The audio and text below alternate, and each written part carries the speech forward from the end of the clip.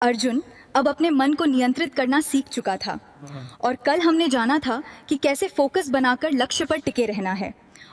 लेकिन अब उसके मन में एक नया सवाल उठा। उसने कहा, हे माधव, अगर मैं अपने लक्ष्य पर टिक जाऊं तो खुद पर विश्वास कैसे बढ़ाऊं? श्री कृष्ण मुस्कुराए, हे अर्जुन, विश्वास बाहर से नहीं आता, ये तुम्हारे अपने कर्मों से बनता है। अर्जुन ध्यान से सुन रहा था।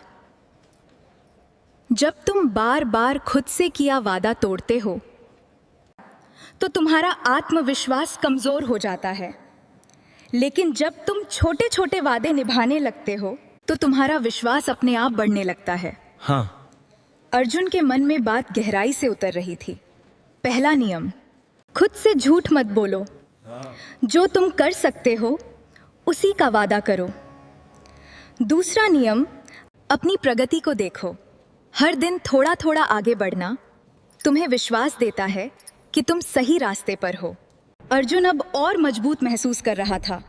तीसरा और सबसे महत्वपूर्ण नियम, अपनी तुलना किसी और से मत करो। तुम्हारी असली लड़ाई तुम्हारे पुराने स्वरूप से है। अब अर्जुन के चेहरे पर आत्मविश्वास साफ दिख रहा था। उसे समझ आ चुका था कि विश्वास कोई चमत्कार नहीं, बल्कि रोज के छोटे छोटे कर्मों का परिणाम है। आत्मविश्वास तब बढ़ता है जब तुम खुद से किया हर वादा निभाते हो। अर्जुन अब आत्मविश्वास से भरा हुआ था, लेकिन उसके मन में एक और गहरा सवाल उठ रहा था। उसने पूछा, हे माधव, डर को ताकत में कैसे बदला जाए?